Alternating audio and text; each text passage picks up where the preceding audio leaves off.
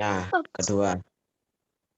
Jadi ini adalah suasana Perang Dunia yang kedua. Nah, ini yang ketika Perang Dunia pertama kan tidak terlalu banyak negara yang ikut, tapi di Perang Dunia kedua itu banyak negara yang sudah mulai ikutan, terutama yang paling besar yaitu siapa?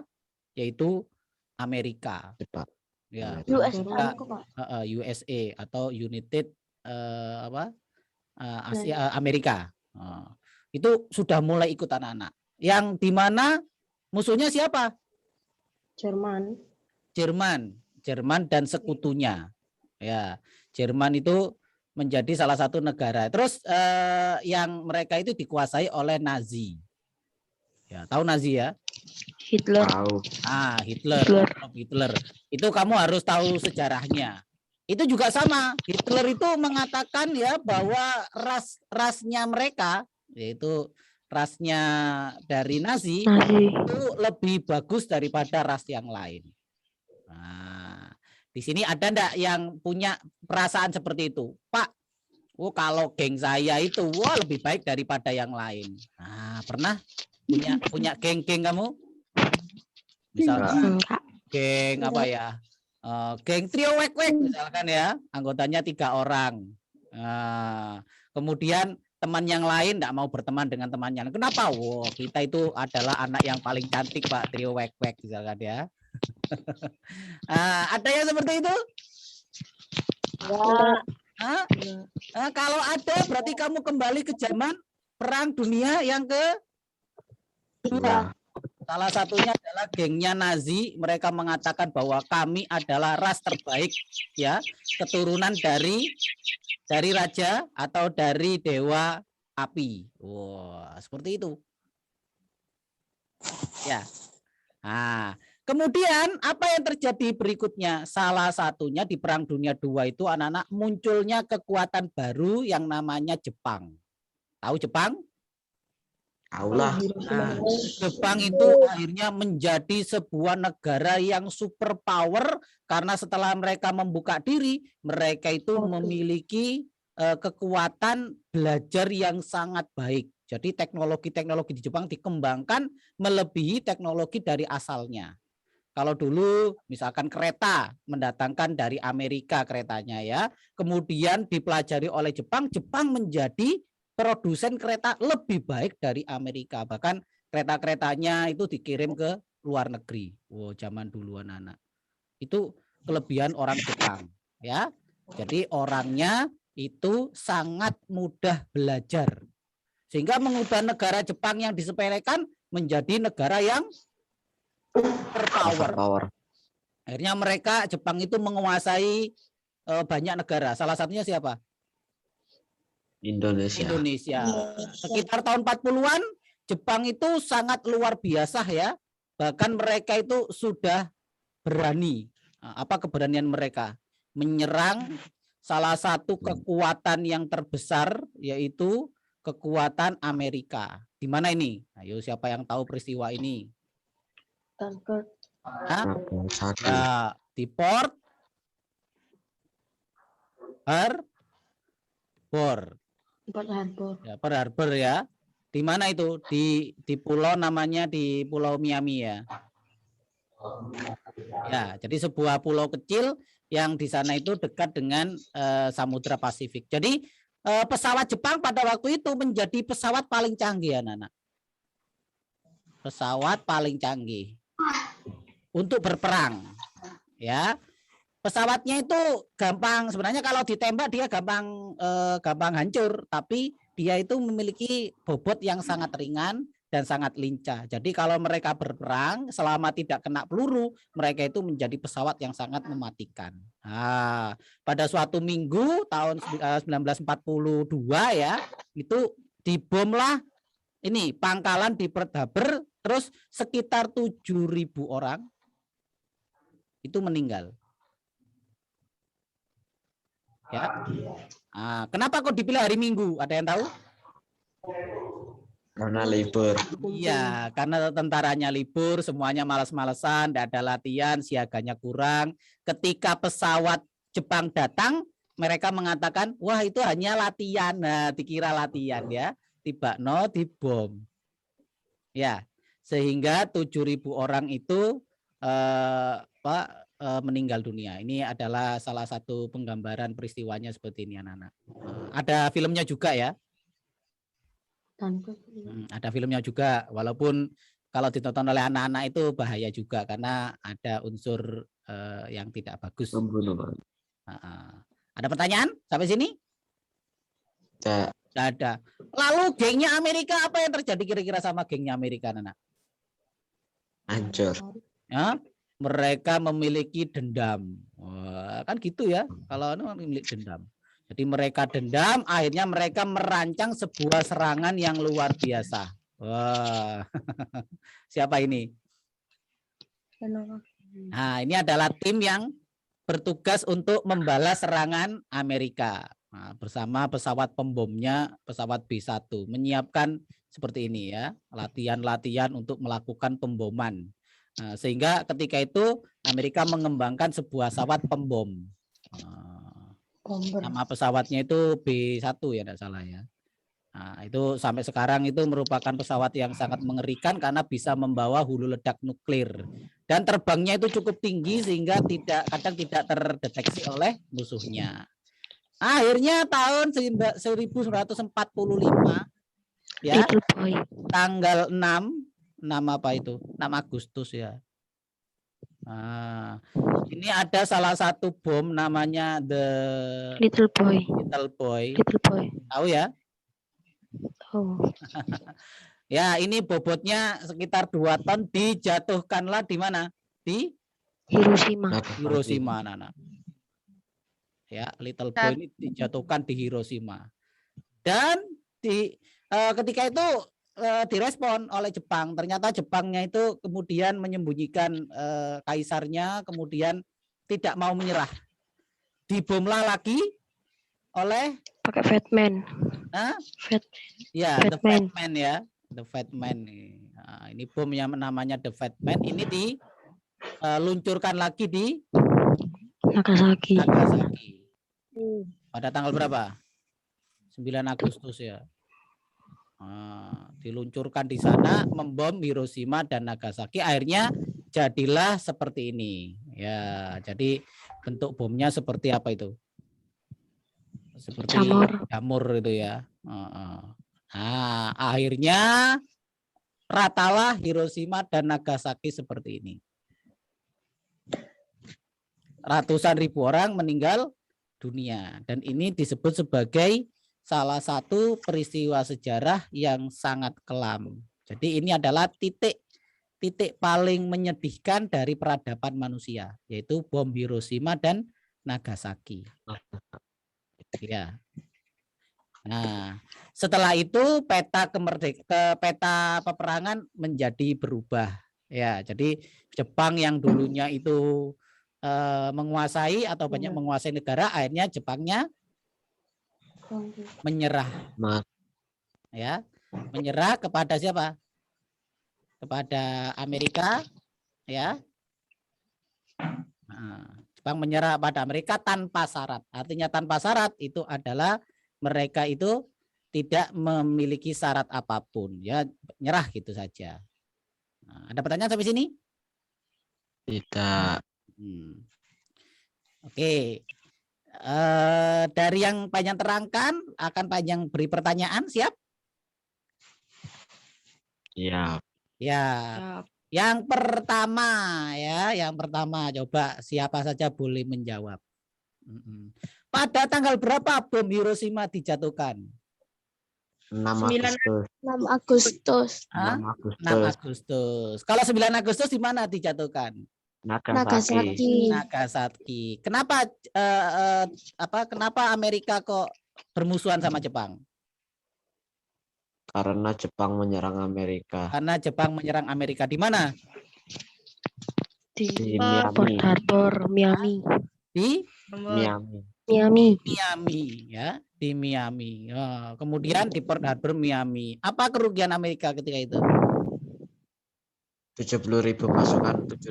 70.000 pasukannya itu meninggal dunia. Nah, apa nama bomnya ketika dijatuhkan di Hiroshima dan Nagasaki? Little Boy dan Fat Man. Nah, The Little Boy dan Fat Man. Artinya Little Boy itu anak kecil ya. Fat Man itu berarti orang yang Man, orang gemuk. ya, itu. Nah, itu menjadi sebuah peristiwa yang sangat menyedihkan anak-anak ya. Dan sangat berpengaruh terhadap Indonesia. Coba kira-kira apa pengaruhnya bagi Indonesia? Merdeka. Ya, ini Jepang menyerah pada Amerika itu tanggal 14 Agustus 1945 anak-anak. Ya, tanggal ini. Ya, jadi kan tanggal 6 dan tanggal 9 dibom. Ya, lalu mereka menyatakan menyerah dan benar-benar menyerah atau secara resmi yaitu 14 Agustus 1945. Berarti berapa hari menjelang Indonesia merdeka? 3. 3 hari sebelum Indonesia merdeka. Jadi Jepang itu dibom, Indonesia itu tanggal 14 Agustus seperti itu. Pada saat itu anak-anak Indonesia itu, ini ya peristiwanya. Nah, pada saat itu di Indonesia sedang terjadi sebuah peristiwa. Coba kamu lihat ini peristiwa apa kira-kira? Oh bukan, sebelumnya. Coba dilihat itu. Peristiwa apa itu kira-kira? Ini namanya peristiwa Rengas Dengklok. Apa itu peristiwa Rengas Dengklok? Siapa yang tahu? Siapa tahu yuk? Lo udah tahu? Ini Pak Karno ya, Pak Soekarno, Hatta kan ya? Itu diculik anak-anak. Diculik oleh siapa? Loh, kok diculik oleh Jepang? Diculik oleh golongan pemuda. Ya, golongan muda yang menculik. Diculik kemana? Ya, diculik ke kawasan Rengas Dengklok. Untuk diapakan? Untuk diasingkan dulu. Kenapa kalau ada di Jakarta? Karena pada saat itu sebenarnya Indonesia itu mau dimerdekakan oleh Jepang anak-anak. Nah, tapi karena Jepang itu kalah perang, maka kemungkinan kalau Jepang kalah perang berarti Indonesia akan diberikan ke siapa? Diberikan kembali ke sekutu, ya. Sekutu itu adalah Amerika dan teman-temannya. Siapa temannya Amerika, Pak? Ya, negara-negara Eropa, contohnya Belanda, Jerman. Oh, Jerman tidak termasuk ya. Inggris, dan lain sebagainya. Spanyol misalkan. Dan karena Indonesia itu ada di wilayah kekuasaan Belanda, penjajahan Belanda, maka Indonesia itu ya, kalau Jepangnya kalah, maka akan segera diberikan ke Belanda. Nah, Belanda ketika itu berangkat ke Indonesia, mau menjajah lagi Indonesia. Ya. Nah, kalau tidak segera memerdekakan diri, Indonesia mau diambil Belanda, maka para pemuda ini, golongan muda ini sangat sangat khawatir. Karena mereka mendengar ya salah satu namanya pemuda itu namanya adalah Sultan Syahrir ya. Apa itu Sultan Syahrir? Ada yang tahu? Dia mendengar berita kekalahan Jepang. Di mana? Di radio namanya BBC. Nah, kira-kira bahasanya bahasa apa, anak? Oh, BBC itu miliknya Inggris. Berarti bahasanya bahasa apa? Inggris. Ya, bahasa Inggris. Jadi mendengar berita kekalahan Jepang dengan artinya ya salah satu yang berjasa di kemerdekaan Indonesia adalah Sultan Syahrir. Dia itu karena bisa bahasa Inggris lah dia itu bisa mendengar berita kekalahan Jepang. Kira-kira kalau Sultan Syahrir ini enggak sekolah ya, sekolahnya enggak rajin, enggak iso bahasa Inggris, mendengar radio BBC, ngerti apa enggak, Rek? Kalau Jepang kalah? Enggak. Enggak ngerti. Ya kamu enggak merdeka sampai sekarang. Ya? Nah, itu berarti rumah yang kamu yang enggak suka bahasa Inggris, misalkan, wah, Pak bahasa Inggris itu Pak, oh, pelajaran enggak penting misalkan ya.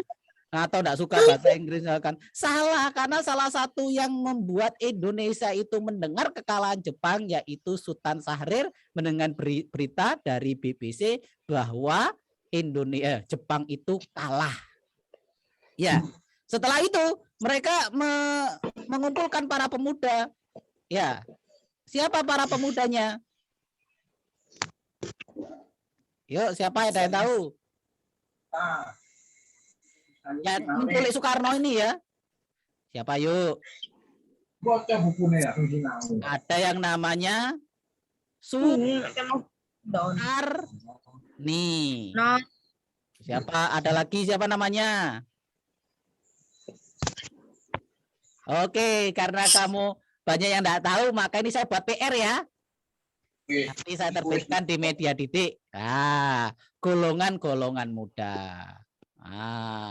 Salah satunya Soekarni, Aidit, dan lain sebagainya. Kalau disebutkan nanti tidak jadi PR.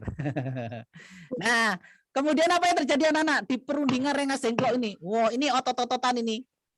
Ya, antara golongan muda dan golongan tua otot-ototan. Golongan tua mengatakan kita harus tetap perjuangannya atau merdekanya harus secara damai. Ya, karena Indonesia tidak mau merdekanya nanti dengan cara peperangan. Karena pasti Indonesia pada saat itu yang belum punya banyak senjata pasti banyak kalahnya. Ya, tapi golongan muda mengatakan kapan lagi kesempatan kita kalau kita tidak merdekakan hari ini maka selamanya Indonesia akan terjajah karena sebentar lagi Belanda akan datang. Ya, ini terjadi pada tanggal 16 Agustus. 1945. Berarti berapa hari menjelang satu hari menjelang kemerdekaan. Ya, akhirnya disepakati, oke, kita melaksanakan kemerdekaan ya. Lalu mereka berangkat lagi ke Jakarta pada tanggal 16 Agustus malam harinya menemui salah satu jenderal, siapa namanya jenderalnya? Jenderalnya Jepang mendukung kemerdekaan Indonesia. Siapa namanya? Laksamana Muda Maeda Tadashi. Nah, ini rumahnya ya yang sekarang sampai sekarang masih ada. Ya, sekarang masih bisa ditemui. Di rumah Laksamana Muda Maeda Tadashi yaitu seorang Jepang yang bersimpati pada Indonesia dan mendukung Indonesia ya karena dia salah satu kenalannya Pak Ahmad Subarjo ya. Jadi Pak Ahmad Subarjo itu mendesak Laksamana Muda Maeda untuk mendukung mereka ya. Akhirnya dini hari disusunlah naskah proklamasi. Nah, seperti ini ya. Naskah proklamasinya ya. Nah, yang ini tidak usah dilihat ya. 3 orang ini aja. Pas ada orang di situ. Ya, karena banyak tidak bisa menemukan foto aslinya, ini adalah foto perumpamaan yaitu di Museum Proklamasi. Ya, ada 3 orang yang menyusun teks proklamasi. Siapa aja, anak-anak? Karena Ayo yang menyusun teks proklamasi. 1 Soekarno. Yang kedua Muhammad Hatta. Yang ketiga siapa? Itu Ahmad Subarjo. Oke, jadi ada 3 orang ini yang mereka itu menyusun naskah proklamasi. Itu hafalkan 3 orang ini. Waktunya setengah menit. Dimulai dari sekarang. Hafal? Hafal no.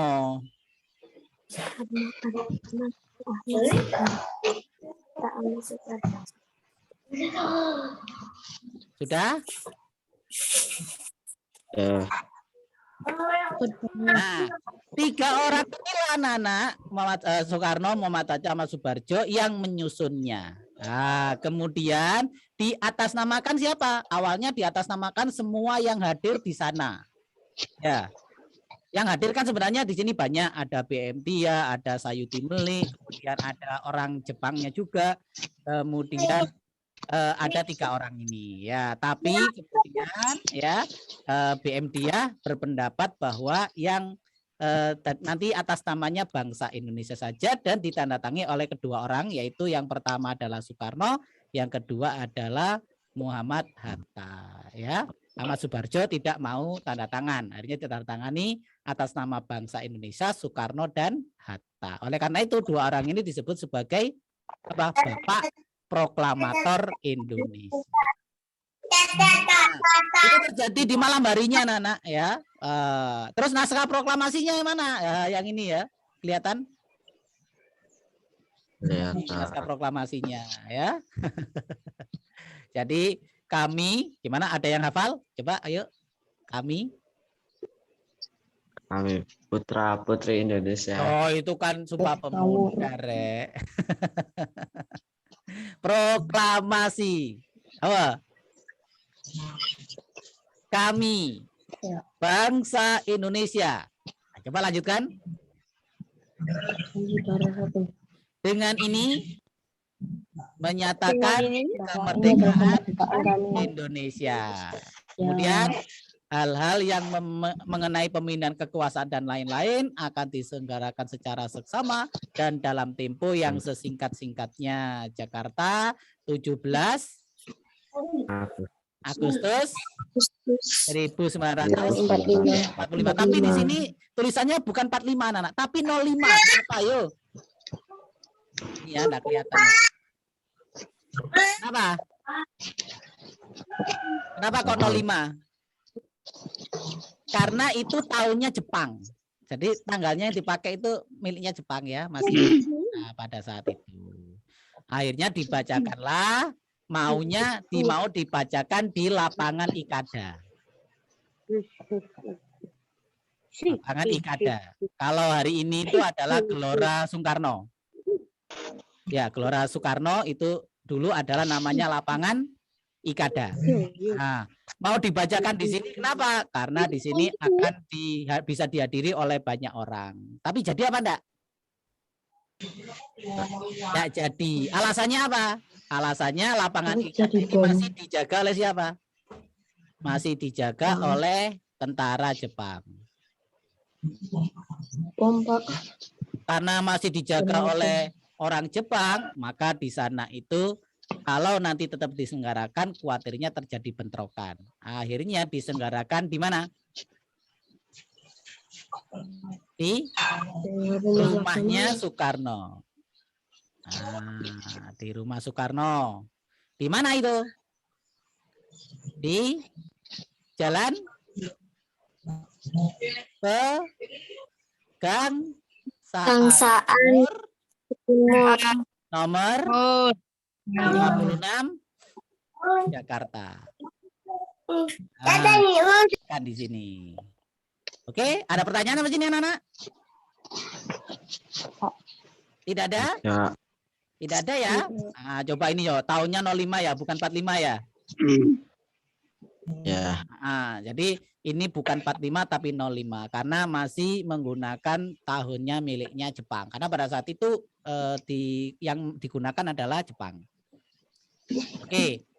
Ini adalah kemudian menjadi sebuah titik balik bangsa Indonesia untuk meraih kemerdekaannya. Jadi titik balik perjuangannya di sini anak-anak. Oke, sekarang kita bahas apa makna proklamasi bangsa Indonesia. Jadi yang pertama, makna proklamasi bagi bangsa Indonesia itu yang pertama adalah proklamasi itu merupakan puncak perjuangan bangsa Indonesia. Ya. Jadi proklamasi itu merupakan puncak perjuangan bangsa Indonesia. Yang kedua, proklamasi itu adalah alat untuk mencapai tujuan negara dan cita-cita bangsa Indonesia. Jadi alat untuk mencapai cita-cita besar bangsa Indonesia yaitu mensejahterakan. Ya. Kemudian ya awal terbentuknya Negara Kesatuan Indonesia atau NKRI. Itu adalah arti proklamasi. Kemudian sebagai titik awal bebasnya penderitaan rakyat, mulai dari kemiskinan, ketidakbebasan, kebodohan, dan sistem kerja paksa. Dan kebebasan bangsa Indonesia untuk menentukan nasibnya sendiri. Nah, kemudian yang terakhir, proklamasi itu menaikkan martabat bangsa. Nah, ini yang ada di buku juga ya. Nah, itu arti proklamasi anak-anak. Tapi perlu kamu ketahui ya, setelah terjadinya proklamasi itu anak-anak, nah, enak ya mbak turu-turuan, ngurungono dongengnya Pak Ejang ini. Ya, jadi setelah proklamasi itu anak-anak Indonesia akan siap-siap. Kekhawatiran Soekarno, kekhawatiran Muhammad Hatta itu terjadi anak-anak. Apa berikutnya? Setelah proklamasi Indonesia memproklamirkan kemerdekaan itu. Belanda nyerang. Tentu saja Indonesia harus siap-siap menghadapi ya pendatang lama yang kembali hadir, yaitu siapa? Belanda. Ya, Belanda hadir tentu saja ya. Walaupun Indonesia sudah menyatakan kemerdekaan, kemudian banyak negara-negara yang sudah mengakui. Ya, siapa yang tahu? Negara pertama yang mengakui Indonesia sebagai negara merdeka, ada yang tahu? Mesir. Mesir. Ya. Nah, jadi Mesir itu salah satu negara yang menjadi sahabat Indonesia yang paling bagus sampai saat ini. Kenapa? Karena Mesir itu adalah negara pertama yang mengakui Indonesia sebagai negara merdeka. Karena kalau tidak diakui dunia, maka proklamasinya akan tidak valid ya atau diragukan. Ya seperti itu. Ada pertanyaan? Tidak. Tidak ada. Nah, Indonesia setelah merdeka maka melobi ke banyak negara atau menyatakan bahwa mereka merdeka. Belanda kemudian menyiasati untuk merebut itu secara pelan-pelan anak-anak. Ya, mereka mengatakan bahwa ya sudah kita tidak menyerang Indonesia, kita akan masuk ke Indonesia untuk mengambil tawanan orang-orang Belanda yang ada di Indonesia. Lewat pasukan, namanya pasukan apa? Ada yang tahu? Tidak. Namanya pasukan Nika. Pasukan apa? Nika. N-I-C-A. Ya, yang pasukannya itu banyak berasal dari tentara-tentara Belanda yang awalnya ada di Australia, salah satunya berangkat ke Indonesia. Tapi banyak yang menduga bahwa mereka tidak akan hanya mengambil tawanan perang dari Belanda, tapi mereka kemungkinan akan merebut lagi kemerdekaan Indonesia. Oke, ada pertanyaan sampai sini? Tidak. Tidak ada? Tidak ada. Ya. Kira-kira apa yang terjadi setelah kemerdekaannya itu? Nah, ini anak-anak.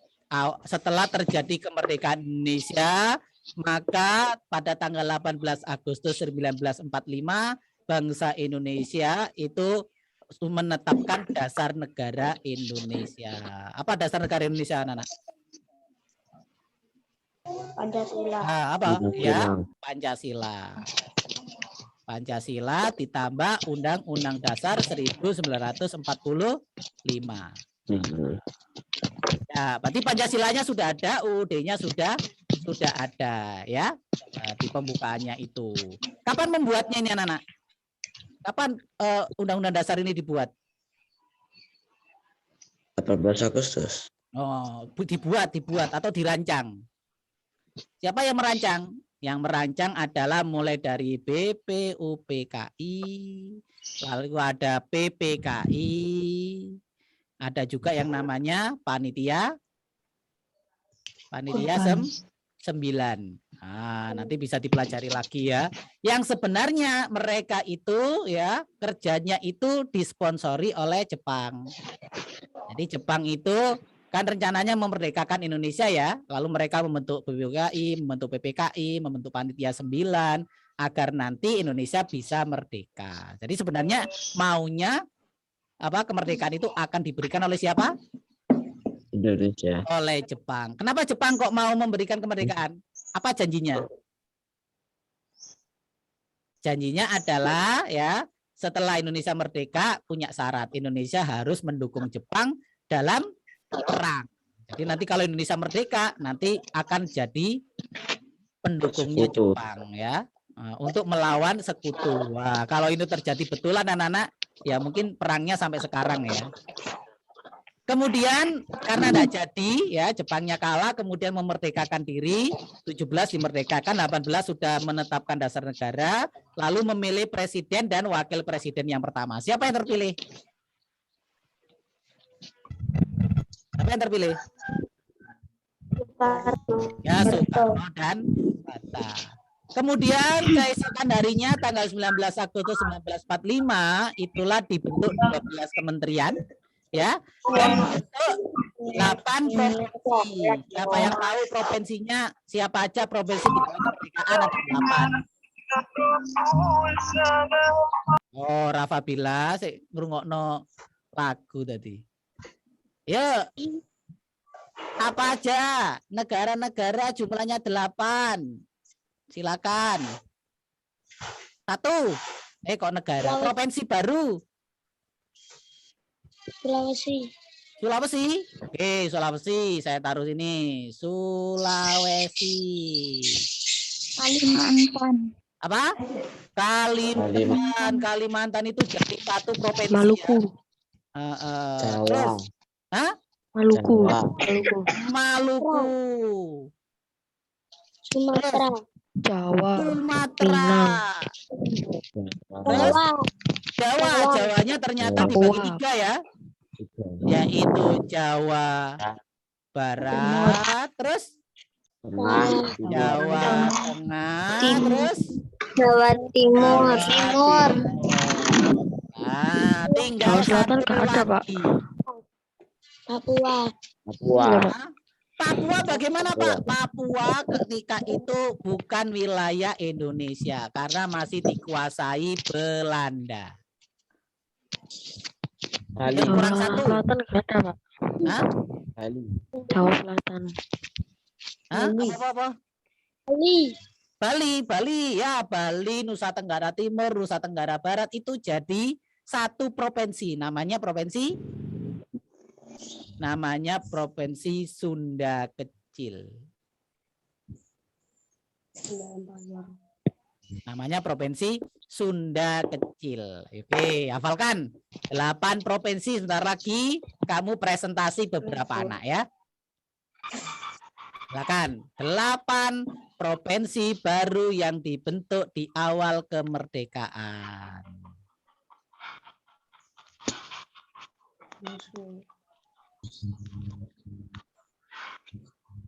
Sampun hafal?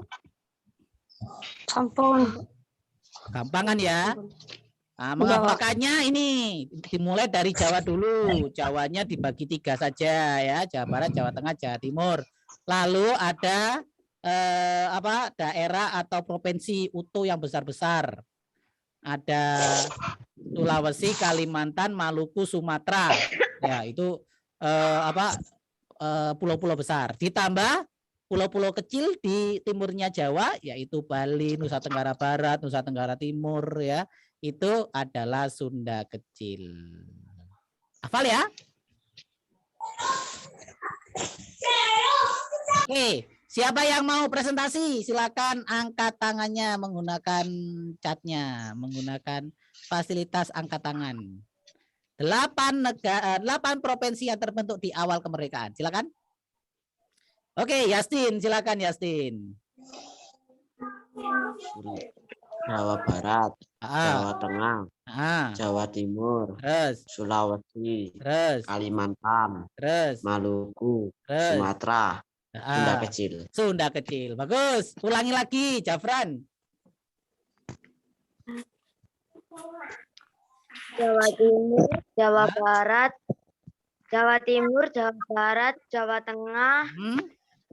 Sulawesi, Sumatera, Kalimantan.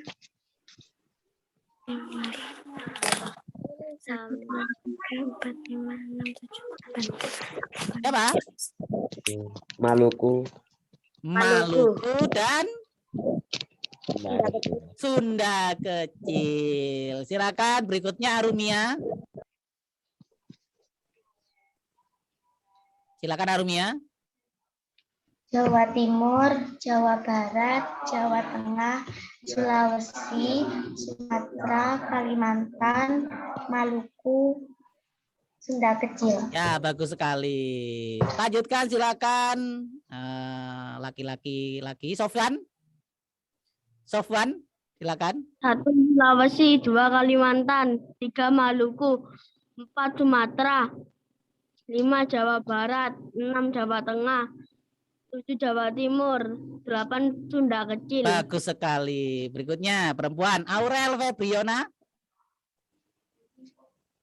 1 Sulawesi, 2 Kalimantan, 3 Maluku, 4 Sumatera, 5 Jawa Barat, 6 Jawa Tengah, 7 Jawa Timur, 8 Sunda Kecil. Ya, bagus. Cukup ya. Nah, itu adalah itu adalah provinsi-provinsi pertama yang terbentuk di awal kemerdekaan Indonesia.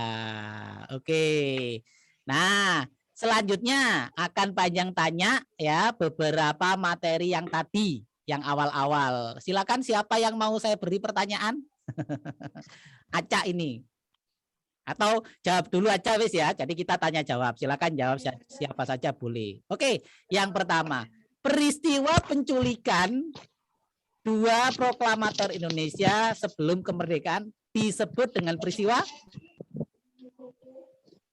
Rengas Dengklok, Pak. Rengas Dengklok. Bagus. Berikutnya, negara Jepang itu dibom di Hiroshima dan Nagasaki pada tanggal 6 Agustus dan 9 Agustus.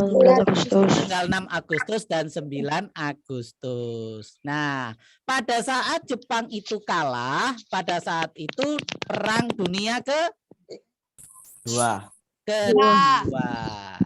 Nah, kapan Jepang menyerah secara resmi kepada negara sekutu? 14 Agustus. 14 Agustus 1945. Kapan penyusunan teks proklamasi yang dilaksanakan di Rumah Laksamana Maida? 16 Agustus di malam hari. Kapan dilaksanakan pembacaan teks proklamasi? 17 Agustus 1945. Di mana teks proklamasi itu dibacakan? Rumah Pak Soekarno. Rumah Soekarno. Alamat lengkapnya?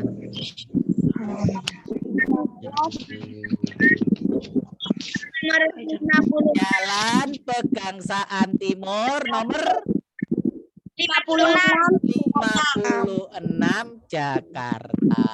Berikutnya, kapan ya penetapan dasar negara Indonesia dilakukan?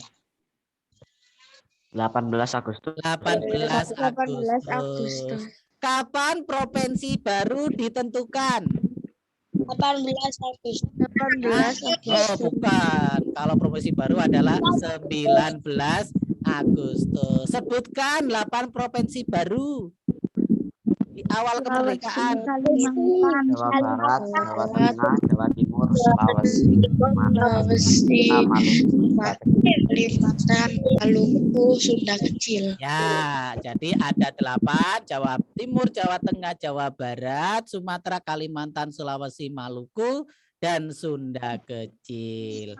Berikutnya, ya ini panjang, lanjutkan sedikit saja materinya. Nah, ini ya, ini daerahnya, Nana. Ya, harus hafal ya. Harus hafal. Ini adalah 8 daerah atau 8 provinsi baru setelah kemerdekaan. Ya, kalau sekarang jadi berapa provinsi ya, Nana? 12. Menjadi berapa? 34 provinsi. Sekarang jadi 34. Oke, oh, kok habis ini. Yang perlu juga dihafalkan ini anak-anak, ya. Makna proklamasi. Bentar. Nah, ini makna proklamasi ini perlu dihafalkan. Banyak ya? Banyak. Paling tidak kamu menyebutkan 2. Yang paling penting itu yang ini dan yang ini. Oke, hafalkan sebentar, silakan.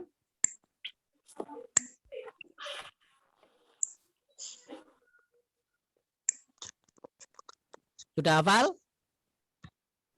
No. Kalau bisa semuanya enggak masalah. Kata kuncinya ya puncak perjuangan. Ini kata kuncinya. Yang kedua kata kuncinya awal terbentuknya NKRI. Nah, kan gitu aja kan gampang kan ya? Tuh, keliru. NKRI. Ya, gitu aja ya. Jadi apa makna proklamasi bagi bangsa Indonesia? 1, yaitu puncak perjuangan bangsa Indonesia. Yang kedua adalah awal terbentuknya NKRI. Kalau mau nambah yang lain ya, alat untuk mencapai cita-cita, pembebasan dari segala bentuk penderitaan. Indonesia bebas menentukan nasibnya sendiri. Oh, ini juga penting sebenarnya ini. Wis 3 aja wis. Oke, hafal?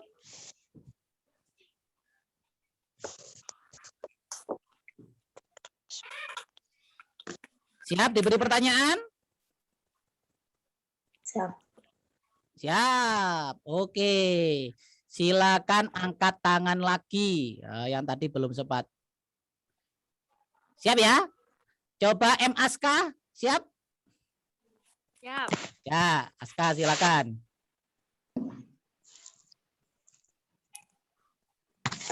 Oke, silakan.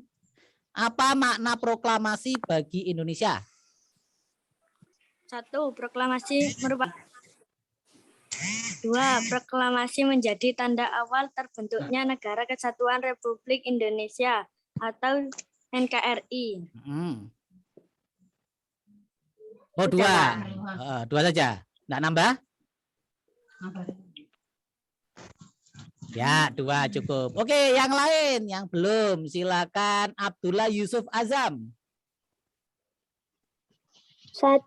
Proklamasi merupakan puncak perjuangan bangsa Indonesia. Bagus.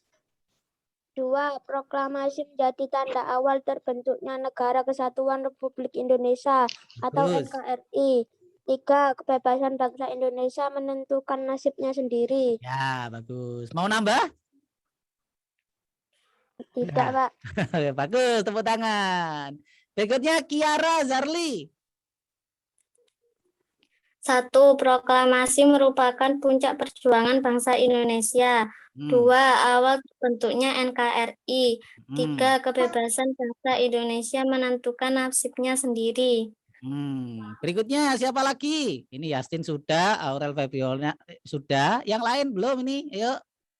Abror, silakan Abror.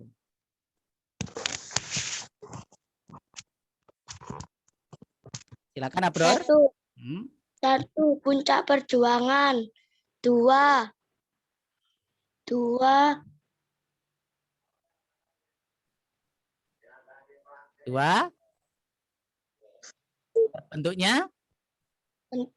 Bentuknya NKRI. Bagus. 3. Kebebasan. Kebebasan bangsa Indonesia. Menentukan apa? Yang lain bisa bantu? Menentukan nasibnya Ya, sendiri. menentukan nasibnya sendiri. Artinya menentukan nasibnya sendiri itu ya Indonesia bisa jadi lebih maju atau Indonesia bisa jadi malah tidak maju. Loh Pak, namanya merdeka juga pasti maju loh, jangan salah loh ya. Ada beberapa negara di dunia ini yang mereka itu kemudian tidak dimerdekakan dulu, dimajukan dulu baru dimerdekakan. Ya, contohnya negara apa? Dimajukan dulu baru dimerdekakan. Ada yang tahu? Contohnya adalah Cina. Tahu Cina? Hong Kong ya, Hong Kong. Hong Kong itu ya sampai hari ini mungkin sampai hari ini baru dibebaskan. Ya, tapi maju apa enggak negaranya? Maju. Maju sekali ya. Nah, biasanya kalau jajahan Inggris itu gitu. Kalau jajahan Inggris itu dimajukan dulu baru dimerdekakan. Salah satunya adalah Malaysia. Tahu Malaysia? Tahu. Malaysia tahu ya. Merdekanya itu lebih mudah apa lebih sulit dari Indonesia? lebih sulit. Lebih mudah. Kenapa? Karena dia dijajah oleh Belanda, bukan Belanda, tapi dijajah oleh Inggris ya, lalu dimerdekakan. Nah, jadi lebih mudah dari Indonesia itu Malaysia. Merdekanya enggak usah perang-perangan mereka ya, dimerdekakan seperti biasanya saja ya. Tapi kalau jajahan Inggris biasanya begitu. Kalau jajahan Belanda, wah disengsarakan dulu baru dimerdekakan ya. Contohnya Filipina misalkan ya. Nah, Indonesia itu juga salah satu negara yang dijajah oleh Belanda dan diambil semua harta kekayaannya, dirampok. Bahkan ketika Indonesia merdeka, diakui kemerdekaan oleh Belanda, Indonesia itu harus membayar biaya perang yang dikeluarkan oleh Belanda. Jadi Indonesia baru merdeka sudah punya hutang ya, seakan ya. Ya, seakan apa ndak nang Indonesia rek? Seakan, makanya seakan zaman saiki ya apa carane? Kalau kamu kasihan pada Indonesia gimana caranya? Kamu bisa membalas jasa Indonesia kepada kamu. Gimana caranya? Belajar. Yo sinau sing pateng. Jadi sing pateng kok ya ndak hanya ucapan saja. Kamu harus bisa membayangkan Indonesia suatu saat harus seperti apa. Sudah punya ndak bayangan? Belum. Kalau sekarang Indonesia itu menjadi negara pasar, negara yang hanya dijadikan tempat untuk penjualan barang-barang luar negeri, terutama barang-barang dari China, barang-barang dari Amerika, barang-barang dari Thailand, masuk ke Indonesia banyak sekali, mulai dari kemiti, alat elektronik, sepeda motor, mobil, sampai pesawat dan lain sebagainya. Ya, bahkan hampir barang-barang kita itu banyak yang berasal dari luar negeri. Nah, apa bayangan kamu ke depan? Kira-kira? Bisa maju-maju bangkrut Indonesia. Gimana enaknya? Berarti Indonesia gimana enaknya ke depan ini? Mau seperti itu ya enak ya? Wis mobil ngambil dari luar saja, langsung canggih ya. Barang sendiri. HP, wah enggak usah perlu gawe wis, HP langsung ae teko negara liyane, kan lebih murah. Maunya gitu ya? Enggak. Jadi kalau kita mengaca pada negara-negara yang sekarang maju, mereka yang dulunya enggak maju sekarang maju, mereka itu melakukan sebuah perubahan terutama di bidang ilmu pengetahuan anak-anak ya. Jadi caranya negara itu bisa berubah, tidak ada cara lagi selain bagaimana caranya agar generasi mudanya itu menjadi generasi yang memiliki ilmu yang baik, keterampilan yang bagus, sehingga bisa menciptakan karya-karya mereka sendiri dan tidak tergantung dengan negara asing. Ya, bisa bayangkan enggak nanti ada mobil yang diproduksi oleh Indonesia sendiri. Yang sampai sekarang kita belum punya. Ya, mobil nasional kita belum punya. Padahal Malaysia sudah punya Proton. Sudah punya sejak lama. Indonesia enggak punya. Apa mobil yang dihasilkan oleh Indonesia sendiri? Enggak ada. Apa sepeda motor yang dihasilkan oleh Indonesia sendiri? Enggak ada. Malu enggak kita sebagai negara yang besar ini? Ya, seharusnya malu ya. Jadi kalau kita itu mau merubah Indonesia, maka Indonesia harus suatu saat bisa bebas dari yang namanya ketergantungan terhadap negara lain, terutama di bidang teknologi, anak-anak. Nah, jadi iso nggak teknologi sing modern berarti generasinya kudu ya apa? Pinter. Kudu pinter. Berarti sing dimaksud generasi muda itu sekarang siapa? Aku. Hah? Ya kamu semuanya di sini itu generasi muda. Ya, kamu adalah generasi yang sekarang itu ditakuti oleh negara lain, anak-anak. Percaya enggak kamu? Jadi kamu itu adalah generasi yang ditakuti oleh negara yang lain. Kenapa? Karena kalau generasi zamanmu sekarang itu rajin-rajin, pinter-pinter, cerdas-cerdas, kreatif-kreatif, maka suatu saat nanti Indonesia bisa lebih besar dari negara manapun. Karena di Indonesia itu bahannya ada, tambang-tambangnya banyak. Kalau anak mudanya itu menjadi anak yang jadi teknokrat, keterampilan tinggi pada teknologi, negara manapun akan kalah sama Indonesia. Nah, karena negara lain itu takut sama generasimu. Nah, mereka juga punya cara bagaimana caranya supaya kamu itu malas belajar. Nah, sadar nggak kamu kalau sekarang kamu sedang diserang oleh negara-negara itu? Enggak. Hah? Nggak sadar? Sekarang di Play Store kamu gampang nggak kamu mendapatkan game-game yang gratis? Gampang. Hati-hati, itu salah satu strategi mereka untuk membuat kamu lalai dari belajar. Ayo, hati-hati loh ya. Hati-hati. Le awakmu ngegame tok, HP-an tok, dolen tok, ndak gelem sinau, itu adalah kemauan negara-negara yang lain agar tidak tersaingi oleh Indonesia. Sehingga Indonesia suatu saat nanti hanya akan tetap seperti ini, menjadi negara yang tidak bermartabat, tidak maju ya. Karena barang-barang kita masih dapat dari sana. Karena kalau sekarang tidak ada lagi yang namanya zaman perang dengan bedil ya, perang dengan bunuh-bunuhan. Sekarang itu perangnya adalah perang ekonomi. Negara yang sejahtera adalah negara yang maju, dan negara yang kalah adalah negara yang miskin dan negara yang bodoh. Kira-kira kita termasuk yang mana sampai saat ini? Ya, terutama di bidang pendidikan kita masih kalah dengan negara yang lainnya. Bahkan kita kalah dengan Filipina, kita kalah dengan negara-negara yang lainnya seperti Singapura. Wow, Singapura itu sangat maju sekali ya pendidikannya. Oke. Baik, itu anak-anak yang bisa Panjang sampaikan. Waktu Panjang sudah habis di sini. Terima kasih atas segala waktunya, partisipasinya. Panjang berharap apa yang kita pelajari hari ini dapat bermanfaat untuk kalian semuanya. Kita akhiri dengan bacaan hamdalah bersama-sama. Alhamdulillahirabbil alamin.